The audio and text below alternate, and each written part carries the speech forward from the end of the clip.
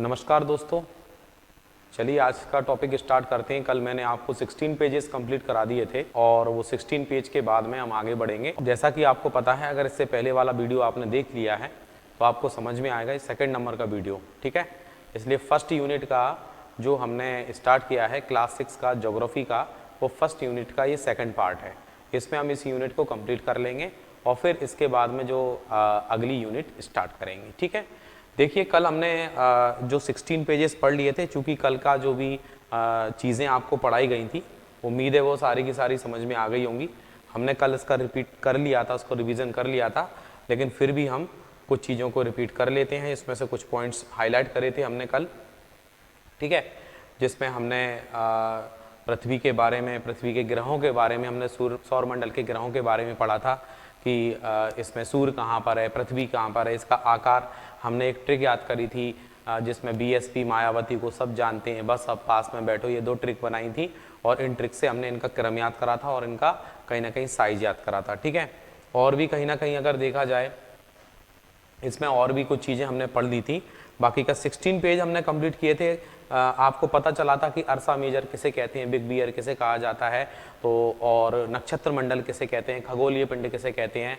इन questions के आपको कल ही आंसर मिल चुके थे, ठीक है, कि अर्सा मेजर क्या होता है, बिग बियर क्या होता है, नक्षत्र मंडल किसे कहते हैं। तो नक्षत्र मंडल क्या होता है कि रात्रि में आसमान में देखते हुए जो तारों का जो समूह हमें दिखाई देता है, तो उससे जो बनी हुई आकृति जो होती है उसको हम नक्षत्र मंडल कहते हैं, ठीक है। तो नक्षत्र मंडल किसे कहेंगे कि नक्षत्र मंडल जो है विभिन्न तारों के विभिन्न समूह के द्वारा बनाई गई विभिन्न आकृतियां होंगी, उसको नक्षत्र मंडल कहेंगे। अर्सा मेजर, बिग बियर में आपको आज बताने वाला हूं, अर्सा मेजर के बारे में ही बता दूंगा, ठीक है। इसके अलावा फिर हमने एक और बहुत अच्छा पॉइंट मिला था हमें कि जो कहीं ना कहीं खगोलीय पिंडों में अपना प्रकाश, जिन खगोलीय पिंडों में अपना प्रकाश एवं ऊष्मा नहीं होती है और वे कहीं ना कहीं तारों के प्रकाश से प्रकाशित होते हैं, जैसे हमारी पृथ्वी है। पृथ्वी जो है सूर्य के प्रकाश से प्रकाशित हो रही है, यानी सूर्य भी एक तारा है, तो उसको भी कहीं ना कहीं हम एक ग्रह के रूप में, यानी ग्रह की इसमें परिभाषा दी गई है। ऊपर की जो दोनों लाइनें हैं ये ग्रह की परिभाषा हैं और इनको आपको ध्यान रखना है कि कुछ खगोलीय पिंडों में अपना प्रकाश एवं ऊष्मा नहीं होती है, वे तारों के प्रकाश से प्रकाशित होते हैं। ऐसे पिंड ग्रह कहलाते हैं, ऐसे पिंड ग्रह कहलाते हैं, ठीक है। तो ग्रह की हमने कहीं ना कहीं परिभाषा देखी थी। इसके अलावा हमने पढ़ा था कि ऐसे 3 ग्रह ऐसे होंगे जिनके चारों ओर छल्ले हैं, ठीक है। चूंकि शनि ग्रह के चारों ओर चक्कर, मतलब ग्रह उसके चारों ओर हैं, लेकिन कहीं ना कहीं देखा जाए बृहस्पति भी है, शनि भी है और यूरेनस भी है। इसके लिए आपने एक लाइन बनाई थी, बस यूं याद कर लेना। व से याद करा था आपने बृहस्पति, स से याद करा था शनि ग्रह और यू से याद करा था यूरेनस, ठीक है। तो इनको भी आपने याद रखा था। बृहस्पति अगर देखा जाए तो सबसे बड़ा ग्रह है और जो बुध है वो सबसे छोटा ग्रह है। तो सौर मंडल वाला टॉपिक था, इसमें हमने एक पोजीशन देख ली थी कि क्या पोजीशन है, और इसमें जैसे सूर्य है, सूर्य के बाद में बुध है, शुक्र है, पृथ्वी है, मंगल है। इस तरीके से कहीं ना कहीं इनका एक क्रम बनता है पूरे ग्रहों का। और हमने एक और चीज़ कल पढ़ी थी कि क्षुद्र ग्रह की जो कहीं ना कहीं एक चारों ओर एक रिंग जो बनी हुई है, उसके अंदर कितने ग्रह हैं और उससे बाहर कितने ग्रह हैं। तो जो क्षुद्र ग्रह का एक पूरा बना हुआ है एक जो भी सर्किल है, उसके अंदर लगभग 5 ग्रह हैं और उसके बाहर जो है वो लगभग 3 ग्रह हैं। तो इस प्रकार का अगर क्वेश्चन बनेगा तो भी आप आंसर दे सकते हो, ठीक है। इसके अलावा आपने पढ़ा था कि भाई हम सौर मंडल को सौर मंडल ही क्यों कहते हैं। सौर मंडल को सौर मंडल इसलिए कहते हैं क्योंकि सूर्य का एक और नाम है सोल। सूर्य को किस नाम से जाना जाता है, सूर्य का एक और नाम क्या है, सूर्य को बोलते हैं हम सोल, सोल बोलते हैं सूर्य को, ठीक है। तो कहीं ना कहीं अगर देखा जाए तो सोल सूर्य देवता को कहा जाता है और सौर शब्द का अर्थ है सूर्य से संबंधित, इसलिए इसको हम सौर ऊर्जा या सौर मंडल कहते हैं। और सौर ऊर्जा शब्द इस्तेमाल करते हैं, तो सौर ऊर्जा क्यों कहा जाता है, तो सौर ऊर्जा इसलिए कहा जाता है क्योंकि कहीं ना कहीं अगर देखा जाए तो जो आपका जो सूर्य से जो ऊर्जा प्राप्त होती है, इसलिए हम उसको क्या बोल देते हैं, सौर ऊर्जा बोल देते हैं, ठीक है। शब्द की उत्पत्ति के बारे में दिया था, जैसा कि लिखा हुआ है कि भाई इसमें ज्योग्राफी शब्द हमने पढ़ा था, जी और ग्राफी, जी से बना था पृथ्वी, और जो आपका ग्राफी है, ग्राफी से बना था अध्ययन, यानी पृथ्वी का विवरण, पृथ्वी का विवरण। तो ज्योग्राफी का यहाँ पर अर्थ बताया जाता है कि जी का मतलब होगा यहाँ पर पृथ्वी, और ग्राफी का अर्थ होगा अध्ययन, यानी पृथ्वी का विवरण या अध्ययन करते हैं तो उसको हम बोलेंगे ज्योग्राफी। ठीक है, अगला देख, इसमें एक और फैक्ट देखा था हमने कि आर्यभट्ट के बारे में। बोले ऐसे व्यक्ति जिन्होंने बताया कि सभी ग्रह तथा चंद्रमा परिवर्तित सूर्य प्रकाश के कारण चमकते हैं, कि सूर्य के प्रकाश के परिवर्तन के कारण सभी ग्रह चमकते हैं, तो वो उनका खुद का प्रकाश नहीं है, यानी कि उसके कारण चमकते हैं। तो ये किसने बोला था? आर्यभट्ट ने। आर्यभट्ट प्राचीन भारत के प्रसिद्ध खगोल शास्त्री थे, जिन्होंने कहा था कि सभी ग्रह तथा चंद्रमा परावर्तित सूर्य प्रकाश के कारण चमकते हैं। तो हो सकता है इस लाइन को दें, और ये तथ्य किसने बोला था, किसने कहा था, ये भी अपन को कहीं ना कहीं ध्यान रखना है। ठीक है, इसके अलावा हमने यहां तक का कल कंप्लीट किया था, ये भी पढ़ लिया था कि आसमान में दिखने वाला चंद्रमा एक उपग्रह है, और उपग्रह क्या होते हैं? जो ग्रह के चक्कर लगाते हैं, और ग्रह क्या होते हैं? जो सूर्य का चक्कर लगाए, या ऐसे पिंड जिनका खुद का प्रकाश नहीं होता, वो तारे के प्रकाश की वजह से वो चमकते प्रतीत होते हैं। ठीक है, तो इसमें 7 ग्रह, यानी पृथ्वी के अलावा 7 ग्रह भी हैं जो सूर्य के प्रकाश में ऊष्मा प्राप्त करते हैं। इसमें कुल कुछ के पास अपने चंद्रमा भी हैं। चंद्रमा का मतलब वही उपग्रह, आप याद रख सकते हैं। सौरमंडल में हमारे 8 ग्रह हैं, उपग्रह तथा कुछ अन्य खगोलीय पिंड जैसे क्षुद्र ग्रह एवं उल्का पिंड मिलकर सौरमंडल का निर्माण करते हैं। और जैसे हम सौर परिवार का नाम देते हैं, जिसका मुखिया क्या है? सूर्य। सूर्य उसका मुखिया कहा जाएगा। चूंकि कल मैंने आपको बताया था कि उत्तर दिशा में ध्रुव तारा स्थित है, ध्रुव तारा के बारे में हमने पढ़ा था, और उत्तर दिशा में आपको ध्रुव तारा बताया गया था। सप्तऋषि तारामंडल के बारे में भी हमने डिस्कस किया था कि सप्तऋषि तारामंडल होगा, और उसकी लाइन जब जहां पर खत्म होगी तो उसी के एंगल से, उसी के आसपास अगर देखा जाए एक सीधी रेखा होगी, तो वहां पर हमें ध्रुव तारा दिखाई देगा। ध्रुव तारा हमेशा उत्तर दिशा में दिखाई देता है, ध्रुव तारा जो है वो उत्तर दिशा में दिखाई देता है। तो स्वाभाविक है हम उसको भी ध्यान रखेंगे अच्छे से कि ध्रुव तारा की पोजीशन कहाँ पर है, क्या है, और उसकी इमेजेस मैंने आपको दी हैं, तो इमेज देख के आपको समझ में आ जाएगा। ठीक है, जैसा कि आपको एक इमेज दिख रही है, यहाँ से हम कहीं ना कहीं ध्रुव तारा यानी नॉर्थ स्टार लिखा हुआ है, नॉर्थ स्टार यानी ध्रुव तारा को देख रहे हैं। तो ये जो नजर हमारी ध्रुव तारा पर जा रही है, वो कहाँ से जा रही है?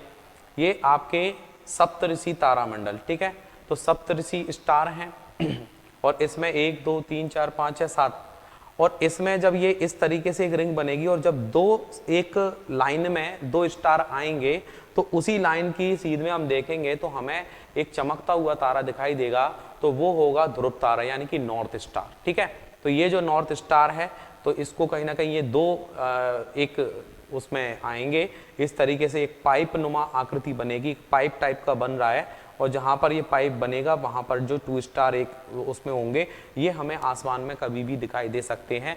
तो आप जब चाहें तब आसमान की ओर इन चीज़ों को देखकर एक प्रैक्टिकली आप समझ सकते हो। दूसरा वो रहेगा जब जहां पर हम तारे को देखेंगे वो एक उत्तर दिशा होगी, और उसके जस्ट राइट साइड में देखेंगे तो अपन कहीं ना कहीं इधर देखो ये पूरब दिशा होगी, और उसके जस्ट ऊपर देखेंगे तो पीछे देखेंगे पूरब है, पूरब के यहाँ पश्चिम आ जाएगा, उत्तर आ जाएगा, नीचे आपका दक्षिण आ जाएगा। तो हम उत्तर की ओर देखेंगे तो उत्तर की ओर हमें कहीं ना कहीं अगर हमें ध्रुव तारा दिखाई देगा तो वो किस दिशा में दिखाई देगा? वो उत्तर की ओर दिखाई देगा। तो इससे कहीं ना कहीं पुराने जमाने में कहीं ना कहीं इसी तारे को देखते हुए, इसकी चमक को देखते हुए जो पुराने लोग थे, हमारे पूर्वज थे, कहीं ना कहीं दिशा निर्धारण करते थे। ठीक है, तो ये चीज आपको इमेज से समझ में आ गई होगी, कोई दिक्कत नहीं है। देखिए इस तरीके का भी एक मैंने आपको बताया था कि एक साइरस या डॉग स्टार, हाँ साइरस या डॉग स्टार मैंने शब्द शायद नहीं बताया था, मैंने आपको एक और शब्द बताया था इसमें, इसमें मैंने आपको बताया था कि पृथ्वी के सबसे निकट का तारा प्रॉक्सिमा सेंचुरी होगा। लेकिन अगर देखा जाए सबसे चमकीला तारा कौन सा होगा, तो सबसे चमकीला तारा होता है साइरस लिखा हुआ है आपके सामने, ये साइरस है। साइरस के अलावा अगर देखा जाए तो इसको डॉग स्टार भी कहा जा सकता है। ठीक है, इसको क्या कहा जा सकता है? इसको कह सकते हैं हम डॉग स्टार, साइरस या डॉग स्टार। सबसे चमकीला तारा होगा तो सबसे चमकीला तारा जो है वो साइरस या डॉग स्टार है, इसको साइरस बोल सकते हैं या डॉग स्टार बोल सकते हैं। तो इस चीज को हमेशा आप ध्यान रख लेना। अब बोले इसकी पोजीशन क्या है? इसकी पोजीशन होगी जब हमें इस तरीके का, ठीक है, इसकी पोजीशन होगी जब इस तरीके की हमें एक रिंग दिखाई देगी। ठीक है, हमें ये कहीं ना कहीं इस तरीके का एक रिंग दिखाई देगी, मतलब ऐसे कुछ स्टार दिखेंगे और उससे हम एक अनुमान लगा लेंगे, ठीक है ना। तो इसमें कहीं ना कहीं ये जो डॉग स्टार है, डॉग स्टार की अपन बात कर रहे हैं, तो सबसे चमकीला तारा है, डॉग स्टार कहेंगे, ये इसकी पोजीशन हो गई, ठीक है। तो इमेज से जब आप आसमान की ओर देखेंगे तो आप देखेंगे ये लगभग कितने 6, 3, 6, 8, ठीक है ना, 8 स्टार दिख रहे हैं। इनमें जो 3 स्टार एक लेंथ में आएंगे, जब ये 3 स्टार एक लेंथ में आएंगे तो उनसे जब आप एक पूरी लाइन बनेगी, उसी के सीध में यानी कि इसके सेंटर में देखेंगे आप, ये जो आकृति बनी हुई है इसके सेंटर में जब आप देखेंगे तो आपको ये दिखाई देगा एक चमकीला तारा, उसे बोलेंगे साइरस या डॉग स्टार। तो इन चीज़ों का प्रैक्टिकल आप आसमान की ओर देख कर सकते हैं, बड़ा ही अच्छा लगेगा, बड़ा ही अच्छा अनुभव होगा आपका, और एक चीज़ आपके माइंड में आएगी कि क्या ध्रुव तारा है, क्या डॉग स्टार है। तो इन सारी चीज़ों को आप प्रैक्टिकली देख सकते हैं, ठीक है। ये आपका लिखा हुआ है, जैसा कि अगर आपको दिख रहा होगा अर्सा मेजर। अर्सा मेजर मैंने क्या बताया था कि अर्सा मेजर जो होगा विभिन्न तारों की कुछ आकृति बन रही होगी, उसको हम बोलेंगे अर्सा मेजर, यानी कई तारों की जो आकृति बनी होगी उसको हम अर्सा मेजर कहेंगे, उसको बोलेंगे अर्सा मेजर, ठीक है। तो यानी कि ये जो कुछ तारे हैं ये सब हमारी कल्पना है और कुछ नहीं है, लेकिन हम अगर उन तारों को मिलाने की कोशिश करें, जैसे मान लो यहाँ तक का ये सप्तऋषि तारामंडल, ठीक है, ये सप्तऋषि तारामंडल हो गया मान लो, तो इसमें अगर देखा जाए तो इसके आगे भी कुछ स्टार हैं, उनको अगर हम मिला के इस तरीके से एक आकृति बनाएं तो हमें एक डियर जैसी आकृति बनेगी, एक भालू जैसी आकृति बनेगी। तो ये जो आकृति बनती है तारों के कुछ समूहों की, जिसको हम कल्पना करके इनको बना रहे हैं, तो ये जो आकृतियां होंगी कहीं ना कहीं अगर देखा जाए तो इसको अपन बोल सकते हैं, इसके लिए एक शब्द दे सकते हैं। इसके लिए क्या शब्द दे सकते हैं? इसको शब्द दे सकते हैं कि भैया ये एक अर्सा मेजर है। और अर्सा मेजर के लिए मैंने एक और शब्द बताया था आपको, बिग बियर। क्या शब्द बताया था? Big bear. तो बिग बियर या अर्सा मेजर ये आकृति हो जाएगी, ठीक है। तो ये इमेजेस में आपको इसीलिए बता रहा हूं जिससे आपको ये और अच्छे से समझ में आए। देखिए अभी हमने एक यही आकृति बताई थी और इसके यहाँ पर अगर हम आएंगे तो हमें कहीं ना कहीं एक डॉग स्टार दिखाई देगा। पर अगर इसकी भी हम कल्पना करते हैं कि इस तरीके से इसको मिलाएं तो हमें ऐसा लगेगा कि जैसे एक कोई राजा है और एक राजा एक इस पोजीशन में खड़ा हुआ है, कुछ स्टार और हैं, उनको मिला के एक काल्पनिक आकृति बनेगी, ऐसा लगेगा कोई राजा ऐसा तलवार लेके ढाल लेके खड़ा हुआ है, ठीक है। तो ये एक आकृति बनती है, तो इसको भी हम एक प्रकार से अर्सा मेजर बोल सकते हैं, क्योंकि अर्सा मेजर होती है कुछ स्टार्स के द्वारा बनाई हुई एक आकृति, ठीक है। तो इस तरीके से आउटलाइन करके भी इसको बनाया जाए। अब देखते हैं हम अगले टॉपिक पे पहुंचते हैं। वहां से तो हम सूर्य के बारे में चूंकि पहले भी पढ़ चुके हैं, लेकिन फिर सूर्य के बारे में, सौर मंडल के बारे में पढ़ चुके हैं। अब हम सूर्य के बारे में पढ़ेंगे, फिर ग्रह के बारे में पढ़ेंगे, फिर अलग अलग ग्रहों के बारे में पढ़ेंगे, ठीक है। जैसा कि आपके सामने लिखा हुआ है कि सूर्य के बारे में अपन पढ़ते हैं। सबसे पहले देखिए सूर्य सौर मंडल के केंद्र में स्थित है, बिल्कुल केंद्र में स्थित है। यह बहुत बड़ा है, ठीक है। यह अत्यधिक गर्म गैसों से बना हुआ है, ठीक है। और अत्यधिक गर्म गैसों का मतलब यहाँ पर हीलियम सबसे ज्यादा गैस होगी, क्योंकि हाइड्रोजन से कन्वर्ट हो गई वो हीलियम में। तो हाइड्रोजन और हीलियम इनके कारण ही, मतलब सूर्य में अगर ऐसा बोलते, सूर्य के अंदर एनर्जी सोर्स क्या है, तो सूर्य के अंदर जो एनर्जी सोर्स है वो किसके कारण? नाभिकीय संयोलन, एक शब्द पढ़ेंगे अपन आगे जाके, आपको समझ में आएगा। तो इसके अत्यधिक गैसों से बना हुआ है और इसका खिंचाव बल इसे सौर मंडल को, ठीक है, सौर मंडल को बांधे रखता है। और सौर मंडल के लिए प्रकाश एवं ऊष्मा का एकमात्र स्रोत है, ठीक है। यानी जो गर्म गैसें हैं इनकी वजह से सूर्य का सौर मंडल के अंदर एक सूर्य के अंदर प्रकाश एवं ऊष्मा रहती है। लेकिन हम इसकी अत्यधिक तेज ऊष्मा को महसूस नहीं करते हैं, क्योंकि सबसे नजदीक का तारा होने के बावजूद भी यह हमसे बहुत दूर है। अगर बोलते हैं भैया कितनी दूर है, तो सूर्य की जो दूरी होगी पृथ्वी से लगभग 15 करोड़ किलोमीटर होगी। कितनी है? लगभग 15 करोड़ किलोमीटर है। तो ये कहीं ना कहीं देखा जाए तो मिलियन में भी लिखा आ जाता है, 150 भी लिखा आ जाता है।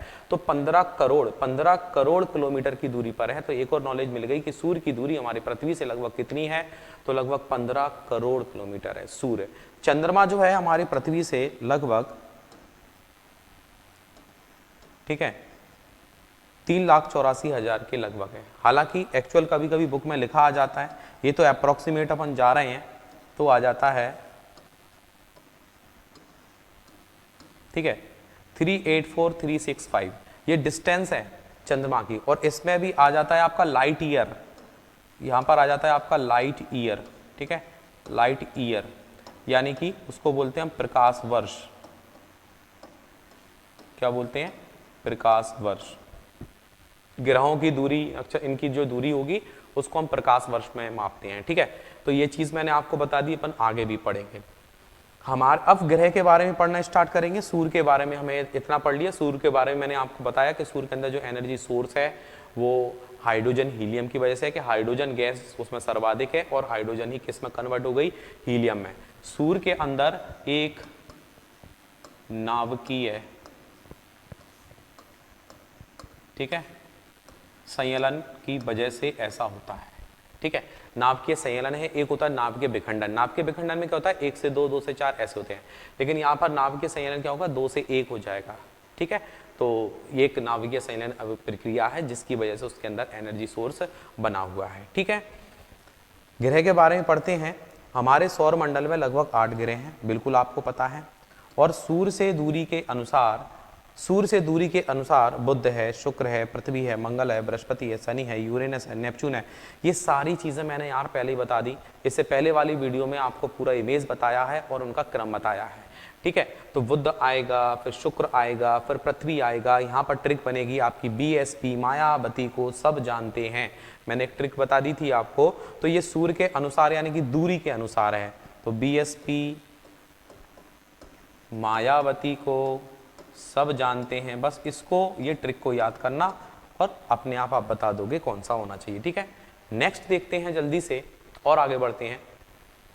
सौर मंडल के सभी 8 ग्रह एक निश्चित पथ पर, ठीक है, एक निश्चित पथ पर सूर्य का चक्कर लगाते हैं, बिल्कुल। और ये जो रास्ते होते हैं दीर्घवृत्ताकार होते हैं, एक बड़ा एक वृत्त बना हुआ है, और ये कक्षा कहलाते हैं, ठीक है। यानी कि एक इनका एक एरिया है, और वो उस रिंग की अपन बात करें तो दीर्घवृत्ताकार यानी बड़े सर्किल के तरह है।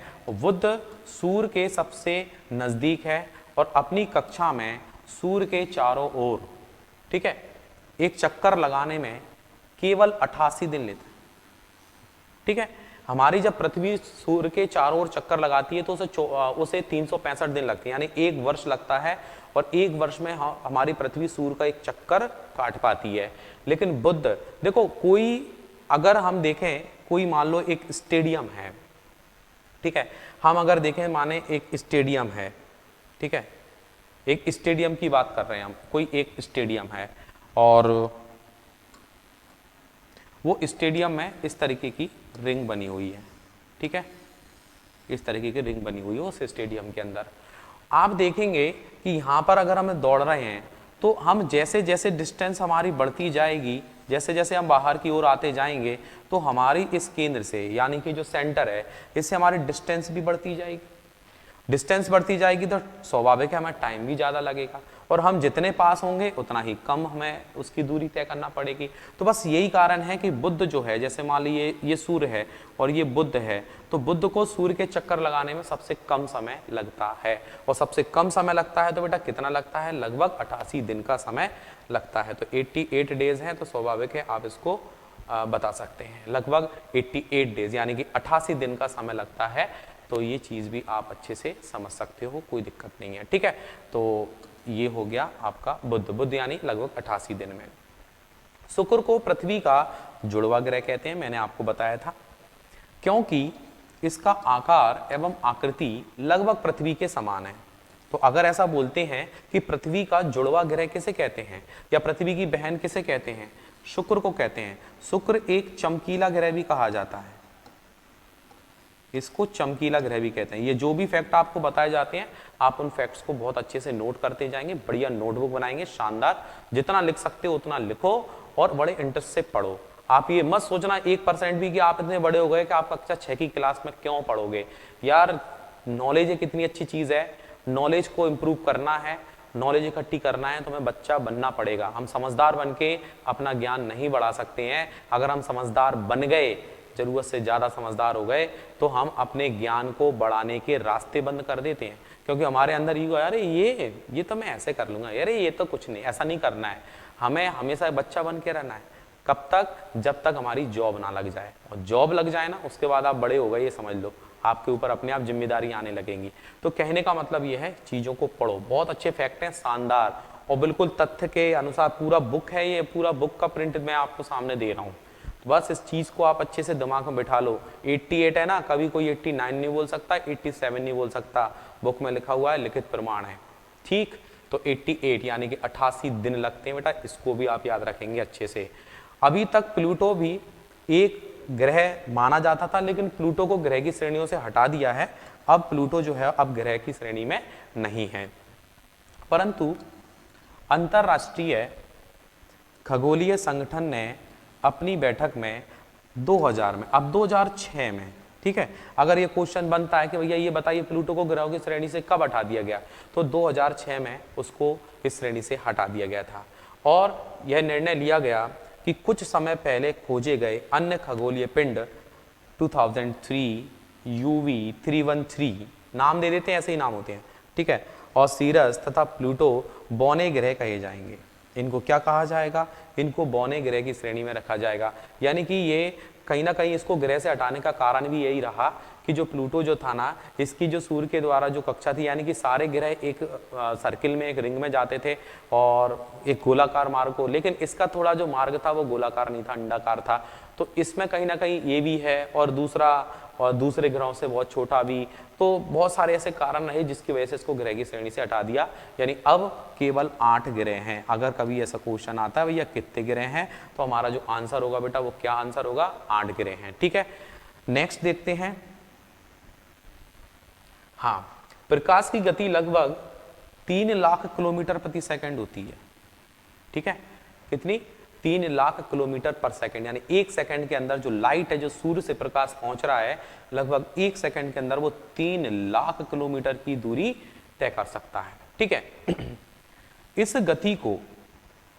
गति के बावजूद सूर्य के प्रकाश को पृथ्वी तक पहुंचने में लगभग 8 मिनट का समय लगता है, ठीक है। देखो एनसीईआरटी की बुक कहती है कि सूर्य के प्रकाश को पृथ्वी तक पहुंचने में 8 मिनट, ये अप्रोक्सीमेट ही चलता है, ठीक है। आगे जाके आप देखेंगे 8.16 आ जाएगा लिखा हुआ, ठीक है। जब एक्चुअल में जाओगे ना तो 8.16 भी आ जाएगा, लेकिन हम अपनी तरफ से अभी 16 नहीं लगाएंगे, जब हमें लिखा दिख जाएगा तब मानेंगे। लेकिन लगभग 8 मिनट का अगर आप देखते हैं तो 8 मिनट का जो समय है कहीं ना कहीं सूर्य के प्रकाश को पृथ्वी तक पहुंचने में लगता है। तो इसी प्रकाश की जो कहीं ना कहीं एक दूरी है, अब हमें पता है कि 1 सेकंड में इतना लगता है, तो 8 मिनट में कितना किलोमीटर का, तो आप इससे लगाओगे बिल्कुल इसका, जब आप मिनट को कहीं ना कहीं सेकंड में कन्वर्ट करोगे, है ना, और सेकंड से फिर इस किलोमीटर में देखोगे, तो मैथ की जो आपकी प्रोसेसिंग है जो सॉल्व करने की, उससे अनुमान लगाओगे कि भैया कितनी जीरो लग गई, यानी कि अभी 15 करोड़ अपने पड़ा हुआ था पहले ही से ही, ठीक है। तो कहने का मतलब यह है कि ये जो सूर्य की जो दूरी है वो इस तरीके से भी निकाली जा सकती है।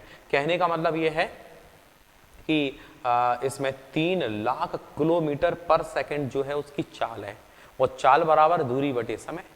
समय आपको दिया है, चाल आपको दी है, तो स्वाभाविक है आप दूरी निकाल सकते हो, आप फॉर्मूला लगा के मैथ का, ठीक है। आगे बढ़ते हैं। नील आर्मस्ट्रांग पहले व्यक्ति थे जिन्होंने 20 जुलाई 1969 को सबसे पहले चंद्रमा की सतह पर कदम रखा, ठीक है। तो कहने का मतलब यह है कि जहां तक मुझे पता है जो नील आर्मस्ट्रांग है, ठीक है, 20 जुलाई 1969 को इनके साथ में एक और व्यक्ति गया था, उसका नाम था एडविन, क्या नाम था उसका? एडविन एल्ड्रिन नाम था शायद, एडविन एल्ड्रिन। थोड़ा अंग्रेजों के नाम ऐसे ही होते हैं यार, चेक कर लेना बाद में जाके, ठीक है। एडविन एल्ड्रिन नामक व्यक्ति और था, ये अकेले नहीं थे, लेकिन इन्होंने डिसीजन लिया और इन्होंने सबसे पहले कदम रख दिया अपना। तो सबसे पहले कदम रखने वाले जो व्यक्ति थे बेटा वो कौन थे? वो थे नील आर्मस्ट्रांग, जिन्होंने चंद्रमा पर सबसे पहले कदम रखा था। कब रखा था? 20 जुलाई 1969 को, 20 जुलाई 1969 को चंद्रमा पर कदम रखा था। और ये कहीं ना कहीं बहुत ही मतलब एक सफलता थी इंसान के लिए बहुत बड़ी, जहां से मतलब ये कहीं ना कहीं देखा जाए अपोलो 11 यान था, अपोलो 11, ठीक है। अपोलो 11 यान से ये कहीं ना कहीं चंद्रमा पर कदम रखा था। किसने? नील आर्मस्ट्रॉन्ग ने। ठीक है, सबसे पहले चंद्रमा की सतह पर कदम रखा। मालूम करो कि यह कोई भारतीय चंद्रमा पर गया है क्या? ठीक है, मालूम करो। ठीक है, हाँ, लेकिन राकेश शर्मा का आपने नाम सुना होगा, अंतरिक्ष में जाने वाली यात्रियों की श्रेणी में राकेश शर्मा, हमारे भारत के राकेश शर्मा। आपने कल्पना चावला का नाम सुना होगा, अंतरिक्ष में जाने वाली कल्पना चावला। ठीक है, लेकिन चंद्रमा की बात करें तो चंद्रमा पर पहुंचने वाले जो व्यक्ति हैं वो कौन है? नील आर्मस्ट्रॉन्ग, जो सबसे पहले पहुंचे थे। ठीक है, यहां तक का क्लियर हुआ? इसको अच्छे से बेटा नोट कर लेना। उपग्रह एक खगोलीय पिंड है जो ग्रहों के चारों ओर उसी प्रकार चक्कर लगाता है जिस प्रकार ग्रह सूर्य के चारों ओर चक्कर लगाते हैं। ठीक है, तो कहीं ना कहीं लिखा हुआ है कि उपग्रह एक खगोलीय पिंड है जो ग्रहों के चारों ओर उसी प्रकार चक्कर लगाते हैं जिस प्रकार ग्रह सूर्य के चारों ओर चक्कर लगाते हैं। बिल्कुल पता है। मानव निर्मित उपग्रह, ठीक है, मानव निर्मित उपग्रह यानी इंसान के द्वारा जो निर्माण किया गया, मानव द्वारा निर्मित उपग्रह एक कृत्रिम पिंड है और यह वैज्ञानिकों के द्वारा बनाया जाता है। बिल्कुल, जिसका उपयोग ब्रह्मांड के बारे में जानकारी प्राप्त करने के लिए पृथ्वी पर संचार माध्यम के लिए किया जाता है। ठीक है, अब इसमें भी देखो कुछ ऐसे सैटेलाइट होते हैं जो कहीं ना कहीं हमें संचार यानी कम्युनिकेशन के लिए वर्क करते हैं। कुछ ऐसे सैटेलाइट होते हैं जो हमें कहीं ना कहीं एटमॉस्फेयर के बारे में, मौसम की जानकारी देते हैं। कुछ ऐसे सैटेलाइट होते हैं जो कहीं ना कहीं नेविगेशन तकनीक यानी एक कहीं ना कहीं किसी चीज की पोजीशन बताने में भी वो अपना कार्य करते हैं। तो अगर हमें ये 2-3 तरह के सैटेलाइट का हम विशेषकर उपयोग करते हैं, मनोरंजन के तौर पर संचार साधनों का हम इस्तेमाल कर लेते हैं। ठीक है, ये 2-3 तरीके के, जिसमें हम, ये एक संचार हो गया, संचार लिखाइए बेटा आपके सामने, संचार हो गया पहले नंबर का। ठीक है, दूसरा मौसम उपग्रह भी होता है, मौसम उपग्रह होता है जिससे हम पूरा एक जानकारी लेते हैं, मौसम की जो जानकारी मिलती है। तीसरा जीपीएस तकनीक। ठीक है, जीपीएस तकनीक यानी नेविगेशन। और नेविगेशन क्या होता है? किसी भी जगह की हम पोजीशन यानी कि हम उस सैटेलाइट से जूम करके नीचे पृथ्वी पर देख सकते हैं कौन सी चीज कहां पर क्या रखी है, जूम करके देख सकते हैं, तो ये नेविगेशन हो गई। ठीक है, फिर आगे क्या लिखा हुआ है? इसे रॉकेट के द्वारा अंतरिक्ष में भेजा जाता है एवं पृथ्वी की कक्षा में स्थापित किया जाता है। बिल्कुल, पृथ्वी की कक्षा क्या होगी? जैसे ये पृथ्वी है तो इसके चारों ओर जो राउंड लेगा तो ये उसकी पृथ्वी कक्षा होगी। और एक सेंट्रीफ्यूगल फोर्स होता है, एक सेंट्रीपिटल फोर्स होता है। ठीक है, तो कहीं ना कहीं देखा जाए तो जो सेंट्रीपिटल फोर्स है यानी अभिकेंद्रीय बल है, तो सूर्य के अंदर एक ऐसा अभिकेंद्रीय बल, ऐसी ग्रेविटी पावर है, सॉरी पृथ्वी के अंदर, सूर्य के अंदर है तो सूर्य के चारों ओर वो ग्रह चक्कर लगा रहे हैं, इधर उधर नहीं भटकेंगे, उसकी रेंज में रहेंगे। ऐसे पृथ्वी के चारों ओर अगर चंद्रमा चक्कर लगा रहा है या सैटेलाइट चक्कर लगा रहे हैं तो वो पृथ्वी की ग्रेविटी पावर है कि उसमें वो बंधे हुए हैं। ठीक है, तो ये एक ग्रेविटी पावर है। ग्रेविटी पावर का मतलब केवल ऊपर फेंकी हुई वस्तु नीचे आ रही है वो ही नहीं होता, ये भी ध्यान रखना। ग्रेविटी पावर का मतलब एक तरीके से अट्रैक्शन है। ठीक है, एक बल है जो कहीं ना कहीं, एक नाभ के बल भी बोलते हैं उसका, एक गुरुत्वाकर्षण भी बल बोलेंगे, अपन आगे जाके उसको डिटेल में पढ़ने वाले हैं। ठीक है, अंतरिक्ष में उपस्थित कुछ भारतीय उपग्रह, इनसैट, IRS, एडुसैट इत्यादि। ठीक है, तो अंतरिक्ष में अगर देखा जाए तो उपग्रह हैं, आपने कहीं ना कहीं आर्यभट्ट का नाम सुना होगा। ठीक है, और भी कहीं ना कहीं जैसे लिखा हुआ इनसैट है, और इनसैट में ये 1 2 3 4 5 6 इस तरीके से आ जाते हैं। और आए दिन हर साल इनका प्रक्षेपण किया जाता है और हर साल ये कहीं ना कहीं कुछ ना कुछ नया जोड़ा जाता है। आपको मालूम होना चाहिए कि दुनिया के अंदर हमारा भारत सबसे पहला देश है जिसने सबसे ज्यादा उपग्रह एक ही बार में, सबसे ज्यादा उपग्रह अंतरिक्ष में प्रक्षेपित किए थे, लगभग 104 उपग्रह। 104 उपग्रह का रिकॉर्ड है हमारे भारत का कि लगभग 104 उपग्रह हमने एक ही बार में प्रक्षेपित करे थे अंतरिक्ष के अंदर, जिनमें से लगभग 3 उपग्रह जो थे ना वो भारत के थे, केवल 3 भारत के थे, और लगभग 101 जो थे ना वो अदर कंट्री के थे। ठीक है, दूसरे देशों के थे, दूसरे देशों के थे, समझ गए? तो ये कहीं ना कहीं देखा जाए, यही तो नॉलेज है, आप कितना इकट्ठा कर सकते हो। कि भाई सैटेलाइट होंगे तो संचार भी हो सकते हैं, मौसम वगैरह भी हो सकते हैं, नेविगेशन वाले भी हो सकते हैं। और दूसरा हमारे भारत का एक रिकॉर्ड है, हमारे भारत ने कितने उपग्रह संचालित किए थे एक ही बार में, लगभग 104 उपग्रह। ये वर्ल्ड रिकॉर्ड है हमारे इंडिया का, ध्यान रखना, ठीक है। अभी तक किसी भी देश ने इतना बड़ा एक अचीव नहीं करा है, इतना कुछ अचीव नहीं किया है कि वो इतना बड़ा एक कार्य कर सके। तो 104 उपग्रह का हमारे भारत का ही रिकॉर्ड है, ध्यान रखना, ठीक है। नेक्स्ट देखते हैं, पृथ्वी के बारे में अपन पढ़ेंगे, क्योंकि अभी हमने सूर्य के बारे में पढ़ा था, ग्रह के बारे में पढ़ रहे हैं, पृथ्वी के बारे में पढ़ रहे हैं। तो भैया पृथ्वी के बारे में पढ़ रहे हो आप, सूर्य से दूरी के हिसाब से पृथ्वी तीसरा ग्रह है। ये चीज मैंने बेटा आपको उधर बता दी थी पहले से ही। हमें बुध दिखा था, हमें शुक्र दिखा था, फिर पृथ्वी दिखा था, ठीक है।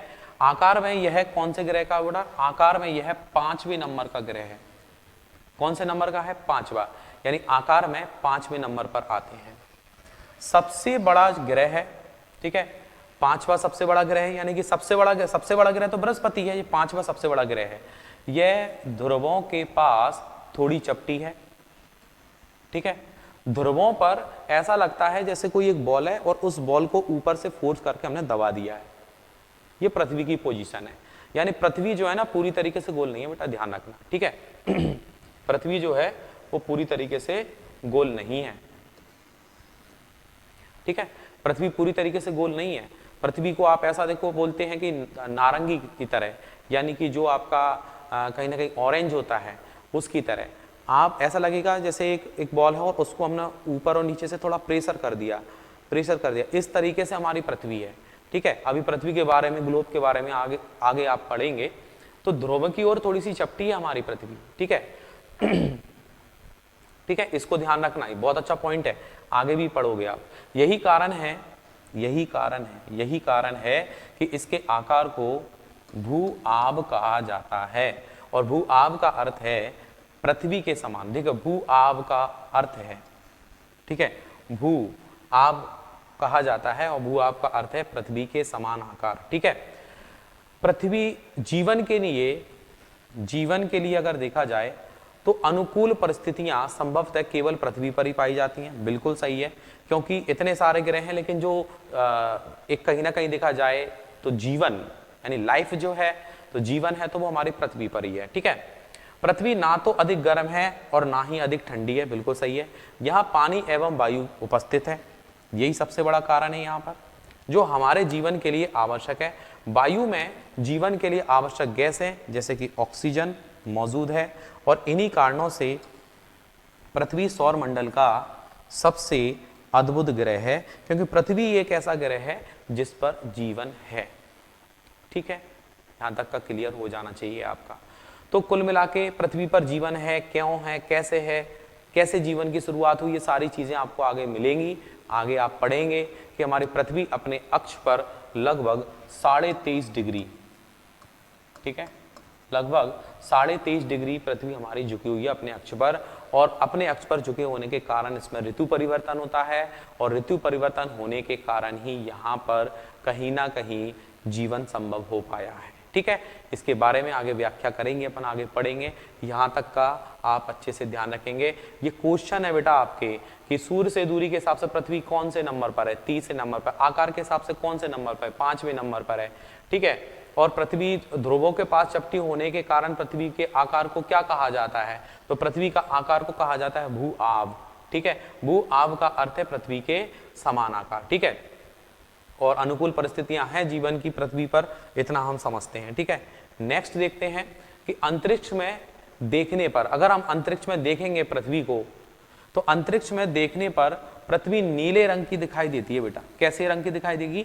नीले रंग की दिखाई देती है। अंतरिक्ष पर देखने पर पृथ्वी नीले रंग की दिखाई देती है। इसलिए इसको नीला ग्रह भी कहा जाता है। क्या कहा जाता है? इसको नीला ग्रह कहा जाता है, क्योंकि इसकी 2/3 सतह पानी से ढकी हुई है, ठीक है। इसकी लगभग 2/3 सतह जो है वो पानी से ढकी हुई है। ये भी अपन को ध्यान रखना पड़ेगा कि पृथ्वी का कितना भाग है जो पानी से ढका हुआ है। तो पृथ्वी का लगभग 2/3 भाग है, 2/3 भाग है जो पृथ्वी का उसे ढका हुआ है, इसलिए इसे नीला ग्रह भी कहा जाता है। क्योंकि इसका अधिकतर पार्ट यानी कि अगर देखा जाए 71% के लगभग अगर अपन देखते हैं तो 71% के लगभग जो है वो पूरे पानी से ढका हुआ है, तो इसलिए इसको नीला ग्रह कहते हैं। तो ये भी है। दूसरा, आसमान से एक स्कैटरिंग ऑफ लाइट होता है, प्रकाश का प्रकीर्णन होता है, अभी आगे फिजिक्स में पढ़ेंगे आप। प्रकाश का प्रकीर्णन,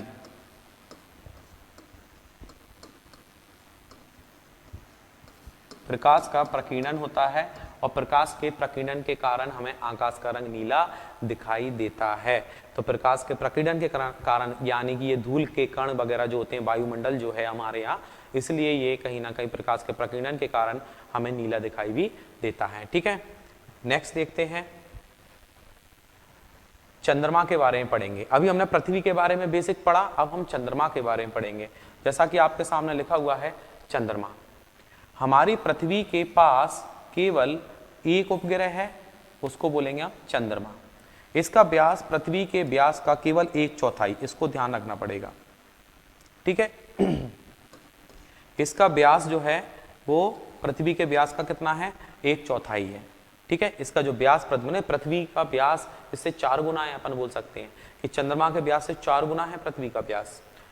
यह इतना बड़ा है इसलिए प्रतीत होता है क्योंकि यह हमारे ग्रह से अन्य खगोलीय पिंडों की अपेक्षा नजदीक है और यह हमसे लगभग 3,84,400, हालांकि 3,84,400 मैंने आपको लिखा हुआ है, लेकिन आपको बताया था एक्चुअल कभी कभी बुक में लिखा रहता है 3,84,365, लेकिन मैं नहीं कहूंगा कि आप इस 3,84,365 को आप याद करो। जो एनसीईआरटी की बुक कहती है, जो बुक में लिखा हुआ है, आप उसको याद रखेंगे, लगभग 3,84,400। ठीक है, ये भी कहीं ना कहीं अप्रोक्सीमेट ही लिखा हुआ है, सब लगभग के तौर पर ही होते हैं, कोई इंची टेप से लेके कोई नापने तो गया नहीं है, लेकिन फिर भी एक अप्रोक्सीमेट जो बुक के अकॉर्डिंग अपन को याद रखना पड़ेगा, लगभग 3,84,400 किलोमीटर की दूरी पर स्थित है। ठीक है, और आप पृथ्वी से सूर्य एवं चंद्रमा की दूरियों की तुलना कर सकते हैं। तो कहीं ना कहीं सूर्य और चंद्रमा की तुलना कर सकते हैं कि सूर्य और चंद्रमा कितनी दूर होना चाहिए, क्योंकि पृथ्वी से इतनी दूरी पर है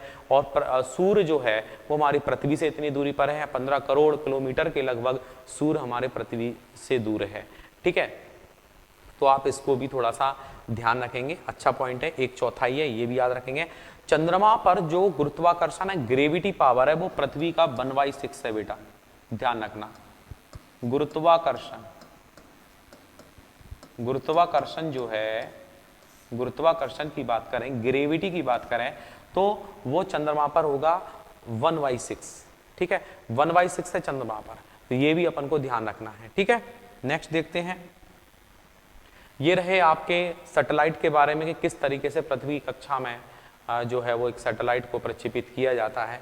इस तरीके से एक रॉकेट आएगा, उसके बाद में ये जो रॉकेट यान के जो कुछ पार्ट हैं वो सब ओपन हो जाएंगे, सारी चीज़ें अलग हो जाएंगी।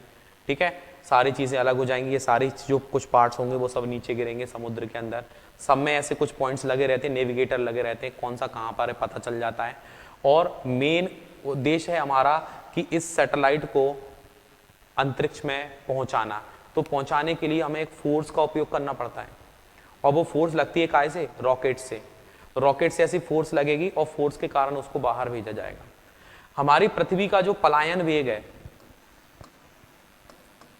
ठीक है, पृथ्वी का एक पलायन वेग है। पलायन वेग का मतलब जब कोई चीज हमारे पृथ्वी से बाहर पहुंचेगी, पलायन वेग होगा हमारी पृथ्वी का, वो है 11.2 किलोमीटर पर सेकेंड। यानी कि ऐसा बताया जाता है कि अगर किसी वस्तु को हम 11.2 किलोमीटर पर सेकेंड के हिसाब से बाहर की ओर फेंकेंगे, 11.2 किलोमीटर पर सेकेंड के हिसाब से अगर इतनी तेजी से हम किसी चीज को फेंकेंगे तो बोलते हैं कि वो पृथ्वी की कक्षा से बाहर हो जाएगा। यानी आपके अंदर अचानक एक ऐसी शक्तिमान की पावर आ जाए और आप किसी बॉल को 11.2 किलोमीटर पर सेकेंड की स्पीड से फेंक सकते हो, तो ये समझ लो आपने अगर ये इतना फेंक दिया 11.2 किलोमीटर पर सेकेंड के हिसाब से अगर आपने उसको फेंक दिया तो वो पृथ्वी से बाहर चली जाएगी, लौट के नहीं आएगी। तो ये हमारे पृथ्वी का पलायन वेग है, ये भी आप अपनी नॉलेज के लिए ध्यान रख सकते हो। तो इस तरीके से रॉकेट जाते हैं, आपने कभी इस प्रकार की वीडियो देखी होगी। और ये जो सौर प्लेट, ये जो प्लेट्स होती हैं, ये जो सैटेलाइट होता है, सैटेलाइट की जो प्लेट्स होती हैं ये सौर प्लेट होती हैं पूरी। ठीक है, सौर ऊर्जा से इसमें चार्जिंग होती रहती है और सौर ऊर्जा से चार्जिंग होकर ये अपना वर्क करती रहती है। तो इसको भी आप अच्छे से समझेंगे, ध्यान रखेंगे, ठीक है। नेक्स्ट देखते हैं, अब क्या लिखा हुआ है। चंद्रमा पृथ्वी का एक चक्कर लगभग 27 दिन में पूरा करता है, 27 डेज। यानी अगर देखा जाए हमारी जो पृथ्वी है वो सूर्य की परिक्रमा करती है, उसको 365 दिन यानी 1 साल का समय लगता है। लेकिन जो चंद्रमा है वो हमारे पृथ्वी के चारों तरफ घूम रहा है। तो अगर ऐसा बोलते हैं कि चंद्रमा को पृथ्वी के चारों तरफ चक्कर लगाने में कितना समय लगता है, तो लगभग 27 दिन लगते हैं।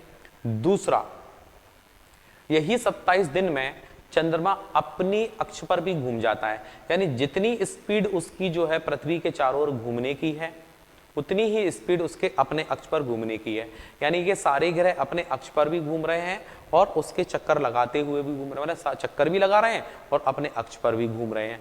तो इसकी दोनों स्पीड इक्वल हैं, इसलिए हमें चंद्रमा का एक ही भाग दिखाई देता है। आगे पढ़ लेते हैं। लगभग इतने ही समय में यह अपने अक्ष पर एक चक्कर पूरा कर लेता है। एक तो पृथ्वी का भी पूरा चक्कर कर लेता है और अपने अक्ष पर भी, ठीक है। इसके परिणाम स्वरूप पृथ्वी से हमें चंद्रमा का केवल एक ही भाग दिखाई देता है। कभी अगर आपसे बेटा पेपर में क्वेश्चन कर दें कि क्या कारण है कि हमें चंद्रमा का केवल एक ही भाग दिखाई देता है, उसका कारण क्या है कि चंद्रमा का हमें एक ही भाग दिखाई देता है, तो हमें चंद्रमा का एक ही भाग इसलिए दिखाई देता है क्योंकि उसका घूर्णन और परिक्रमण यानी उसकी परिक्रमा करने की स्पीड और उसके अपने अक्ष पर घूमने की स्पीड दोनों की दोनों इक्वल हैं, इसलिए, ठीक है। चंद्रमा की परिस्थितियां जीवन के लिए अनुकूल नहीं हैं, ठीक है।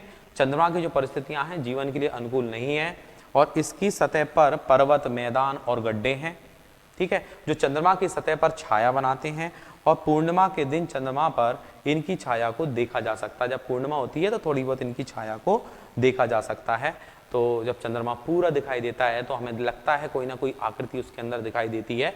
तो कहीं ना कहीं पर्वत, मैदान, गड्ढे वगैरह ऐसी कोई चीजें हैं, आकृतियां हैं और इनकी सतह पर छाया बनती है और पूर्णिमा के दिन चंद्रमा पर इनकी छाया को देखा जा सकता है। तो कहने का मतलब यह है कि ये जानकारी हो गई, बेसिक इंफॉर्मेशन हो गई किसके बारे में, चंद्रमा के बारे में, ठीक है। नेक्स्ट देखते हैं क्षुद्र ग्रह क्या हैं। अब आपके दिमाग में बोले क्षुद्र ग्रह क्या हैं। आपने देखा था एक रिंग बनी हुई थी, उस रिंग के अंदर 5 ग्रह थे, उस रिंग के बाहर 3 ग्रह थे, ठीक है। ध्यान रखना हर एक क्लास इंपोर्टेंट है। अगर इससे पहले वाली क्लास अगर आपने अटेंड की है और उसको अच्छे से पढ़ा है, समझा है, देखा है, तो आपको अगली क्लास यानी कि पढ़ाई के अंदर सबसे मेन रहता है एक अल्टरनेटिव। जब आप आगे बढ़ रहे हो उसका क्रम बहुत जरूरी है। फर्स्ट क्लास पढ़ोगे सेकंड समझ में आएगा, सेकंड पढ़ोगे थर्ड समझ में आएगा, तो क्रम बहुत जरूरी है। इसलिए आप सारे जो भी क्लास हैं उनको मिस ना करें और अच्छे से उनको बिल्कुल रेगुलर पढ़ें, ठीक है। तो बेटा तारों, ग्रहों एवं उपग्रहों के अतिरिक्त असंख्य छोटे पिंड भी सूर्य के चारों ओर चक्कर लगाते हैं, ठीक है। यानी कि तारों, ग्रहों एवं उपग्रहों के अतिरिक्त, तारे हो गए, उपग्रह हो गए, ग्रह हो गए, उनके अतिरिक्त जो छोटे पिंड होते हैं। अब कुछ लोग बोलेंगे पिंड क्या होते हैं। पिंड का मतलब कोई पत्थर हो सकता है, चट्टान हो सकती है, कोई वस्तु हो सकती है, ठीक है। तो वो जो पिंड है, ठीक है, वो सूर्य के चारों ओर चक्कर लगाते हैं और इन पिंडों को क्षुद्र ग्रह कहते हैं, ठीक है। ये मंगल एवं बृहस्पति की कक्षाओं के बीच पाए जाते हैं। समझ में आ गया। 5वें नंबर पर बृहस्पति था और उसके बाद में, यानी कि मंगल और बृहस्पति की कक्षाओं के बीच पाए जाते हैं, जिसमें ऊपर हमने चित्र देखा था। वैज्ञानिकों के अनुसार क्षुद्र ग्रह के ही भाग होते हैं। ऐसे बोल सकते हैं क्षुद्र ग्रह जो है ना, ग्रहों के टुकड़े हैं मान के चलो आप, जो कि बहुत वर्ष पहले विस्फोट के बाद ग्रहों से टूटकर अलग हो गए थे। अब ये क्षुद्र ग्रह हैं तो ये क्या हैं? ये क्षुद्र ग्रह जो हैं ग्रहों के टुकड़े हैं जो बहुत पहले कहीं ना कहीं विस्फोट हुआ और उनके टुकड़े आज भी चारों तरफ घूम रहे हैं, उनको अपन बोल देते हैं क्षुद्र ग्रह, ठीक। तो ये बहुत अच्छे पॉइंट है, आप इनको भी ध्यान रखेंगे। नेक्स्ट देखते हैं उल्का पिंड। क्या लिखा हुआ है? उल्का पिंड। सूर्य के चारों ओर चक्कर लगाने वाले पत्थरों के छोटे छोटे टुकड़ों को उल्का पिंड कहते हैं, जो सूर्य के चारों ओर चक्कर लगा रहे हैं। कभी कभी ये उल्का पिंड पृथ्वी के इतने नजदीक आ जाते हैं कि इनकी प्रवृत्ति पृथ्वी पर गिरने की होती है, ठीक है, पृथ्वी पर गिरने वाले होते हैं। इस प्रक्रिया के दौरान वायु के साथ संघर्ष होने, देखो ये पॉइंट को ध्यान रखना है कि वायु के साथ संघर्ष होने के कारण गर्म होकर, ठीक है, गर्म होकर जल जाते हैं, ठीक है, और फलस्वरूप चमकदार प्रकाश उत्पन्न होता है। हमें लगता है मतलब टूटता हुआ तारा, अपन कभी देखते हैं तो क्या कहते हैं कि टूटता हुआ तारा जा रहा है। तो कहीं ना कहीं जो उल्का पिंड है यानी कि पत्थरों के टुकड़े होते हैं जो सूर्य के करीब होते हैं, और यही पत्थर के टुकड़े जब हमारी पृथ्वी की तरफ आते हैं और पृथ्वी के वायुमंडल में जैसे ही प्रवेश करते हैं तो ये जलने लगते हैं, और ये जलते हुए प्रतीत होते हैं, चमकते हुए प्रतीत होते हैं। तो कहीं ना कहीं हमें दिखाई देता है कि भैया ये जलता हुआ, तो ये एक प्रकार से हमें लगता है कि ये कहीं ना कहीं टूटता हुआ तारा है, तो ये उल्का पिंड होते। बोले ये जलते ही क्यों है? तो ये कहीं ना कहीं पृथ्वी की वायु के साथ घर्षण होने के कारण गर्म हो जाते हैं, क्योंकि हमारी जो वायु है धूल के कण है, और जो हमारे धूल के कण हैं उन धूल के कणों की अगर अपन बात करें तो ये जो धूल के कण हैं इनमें छोटे छोटे बारीक बारीक कण हैं, और इनके घर्षण की वजह से वो जल जाते हैं। यानी और एक और बहुत महत्वपूर्ण बात, ये जो उल्का पिंड होते हैं ये हमारे पृथ्वी के मेटोस्फेयर, ठीक है, मेसोस्फेयर बोलते हैं शायद, मध्य मंडल में प्रवेश करके जलती हैं। अगर कभी आपसे क्वेश्चन कर दें कि बताइए उल्का पिंड जो है पृथ्वी के कौन से मंडल में प्रवेश करके जलने लगते हैं, क्या वो ट्रोपोस्फेयर है कि मेसोस्फेयर है ना, ये क्षोभ मंडल है, समताप मंडल है, आयन मंडल है, या आपका मध्य मंडल है? तो आपका आंसर आएगा बेटा मध्य मंडल। अब ये सारी कैटेगरी आपको मैं बताने वाला हूं, ठीक है, कि कहां से। सबसे पहले क्षोभ मंडल आता है, सबसे नीचे से स्टार्ट कर रहे हैं अपन, यहां से पृथ्वी पर खड़े हुए हैं, क्षोभ मंडल। क्षोभ मंडल से ऊपर जाओगे समताप मंडल, समताप मंडल से ऊपर जाओगे आपका मध्य मंडल होगा, मध्य मंडल से ऊपर जाओगे तो आपका कहीं ना कहीं उसमें एक आयन मंडल होगा, तो फिर एक बहिर्मंडल भी होगा, ठीक है। तो आयन मंडल और बहिर्मंडल होगा, तो ये सबका एक सीक्वेंस अपन आगे पढ़ने वाले हैं।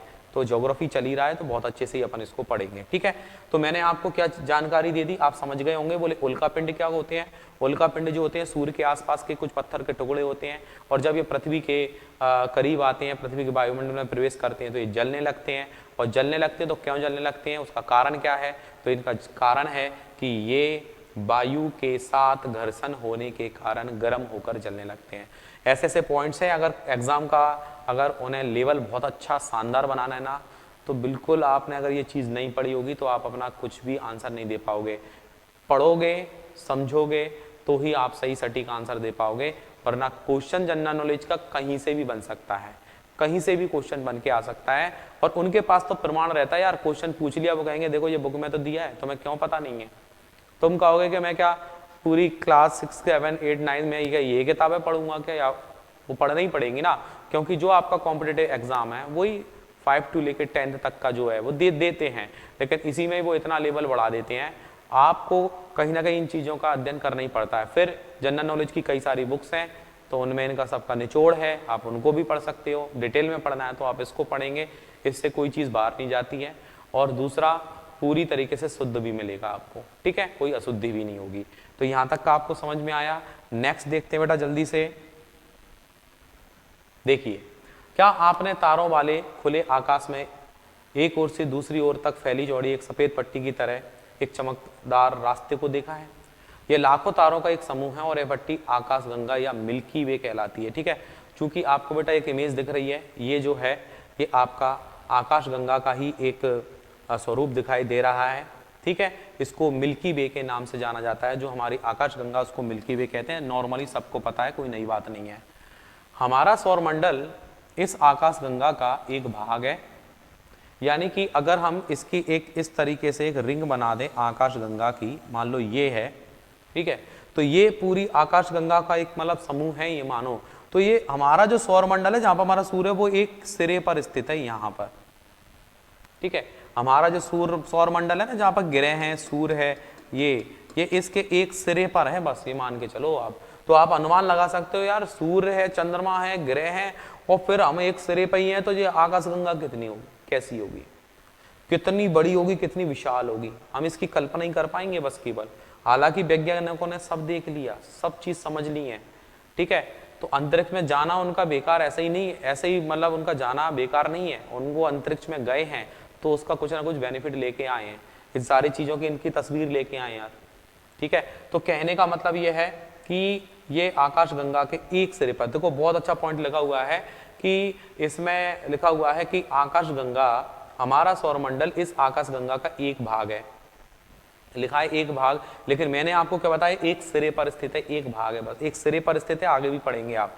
प्राचीन भारत में इसकी कल्पना आकाश में प्रकाश की एक बहती नदी से की गई थी, इसलिए बोलते हैं आकाश गंगा। ऐसा लगता है कोई नदी बह रही हो, यहां से ऊपर देखो तो ऐसा लगेगा कोई नदी बह रही हो, तो इसलिए उसको कहीं ना कहीं आकाश तो जोड़ दिया, उसमें एक शब्द जोड़ दिया, बोले गंगा, आकाश गंगा इसका नाम आकाश गंगा पड़ा। और आकाश गंगा करोड़ों तारों, बादलों और गैसों की एक प्रणाली है, ठीक है।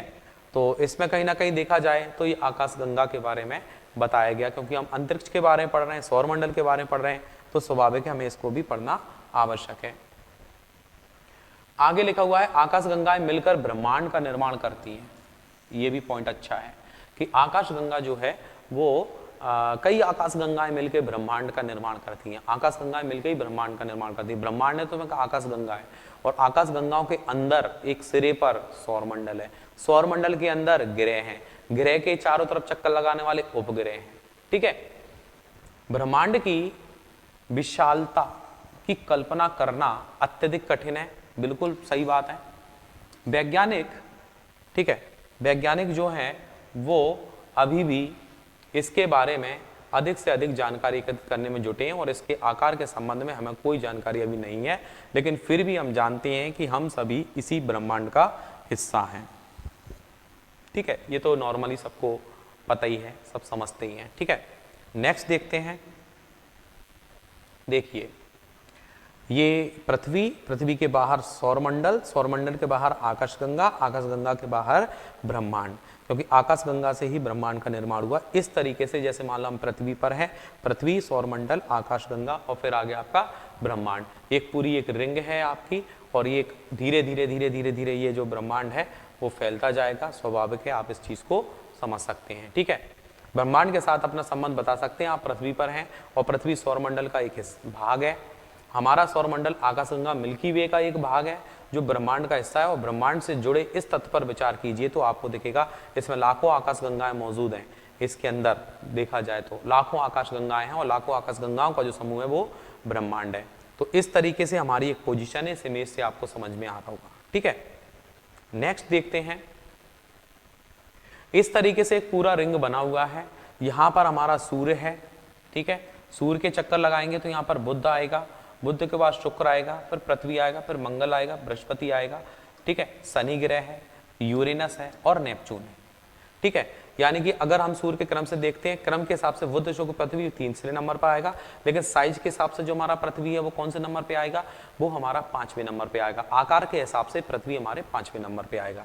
तो इस तरीके से ये सारी रिंग बनी हुई है, और ये पूरा रिंग के हिसाब से यानी कि जो सबसे ज्यादा दूरी पर है, यानी यूरेनस को ही सबसे ज्यादा समय लगेगा सूर्य की परिक्रमा करने में, ठीक है। वरुण ग्रह जिसे अपन हिंदी में बोलते हैं कि वरुण ग्रह है, और वरुण ग्रह को सबसे ज्यादा समय लगता है सूर्य की परिक्रमा करने में, ठीक है। बाकी का बुध को 88 दिन लगते हैं, लगभग 88 डेज है, और 168 ईयर्स के लगभग, अभी अपन आगे पढ़ लेंगे उसके बारे में, क्लियर कर लेंगे जो भी है। तो कहने का मतलब यह है सबसे कम समय लगेगा बुध को, सबसे ज्यादा समय लगेगा किसको, नेपच्यून को, यानी कि जो आपका वरुण ग्रह है उसको, क्योंकि रिंग देखो कितना बड़ा है, जितना रिंग बढ़ता जाएगा डिस्टेंस बढ़ती जाएगी, डिस्टेंस बढ़ती जाएगी तो टाइमिंग भी बढ़ती जाएगी, ठीक है। तो ये चीज बेटा आपको समझ में आ गई होगी अच्छे से, जहां तक है। तो मैंने आपका ये पूरा अभी एक फर्स्ट चैप्टर आपका कंप्लीट किया है, केवल फर्स्ट चैप्टर आपका हुआ है अभी, ठीक है, जिसमें हम क्लास 6 ज्योग्राफी वाला टॉपिक पढ़ रहे हैं। आप पीडीएफ को कभी भी कहीं से भी डाउनलोड कर सकते हो, यूट्यूब पर मतलब आपको कहीं ना कहीं गूगल पर ये मिल जाएगी, तो आप उसको डाउनलोड कर सकते हैं, और डाउनलोड करके बड़े ही इंटरेस्ट से उसको पढ़ सकते हैं। तो एक एक चीज़ में आपको कोई इसमें काट छांट करके नहीं दे रहा हूँ कि भैया मैंने काट दिया और इंपॉर्टेंट चीज़ें वो निकाल ली, बाकी का छोड़ दिया।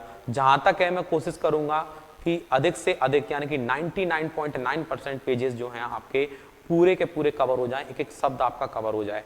तो मेन है रिवीजन के लिए और स्ट्रॉन्ग करने के लिए इस चीज़ को आप पीडीएफ जरूर डाउनलोड कर लेना इंटरनेट के द्वारा, गूगल पर जाके बिल्कुल एनसीईआरटी की आपको बुक मिल जाएंगी, पीडीएफ डाउनलोड करें, लैपटॉप पर पढ़ें, मोबाइल पर पढ़ें, लेकिन ज़रूर पढ़ें, और पढ़ने के साथ साथ अपने नोट्स भी बनाते जाएं।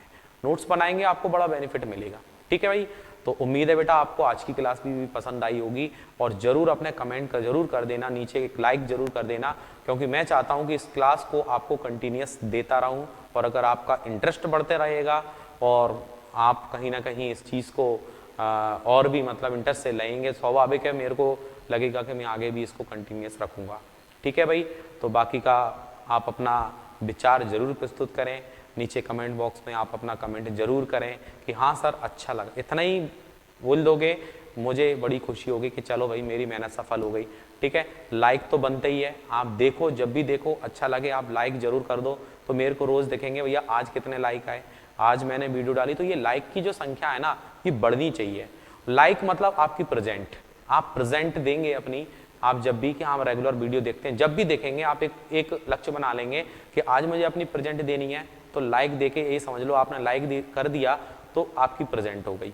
तो हर वीडियो को आपको कहीं ना कहीं एक अपनी प्रेजेंट जरूर देनी है, और नीचे कमेंट में आप अपना एक कहीं ना कहीं बताएंगे मुझे, और तो और भी अच्छा लगेगा अपने बारे में। ठीक है भाई, तो जहाँ तक है उम्मीद है आपको समझ में आया होगा।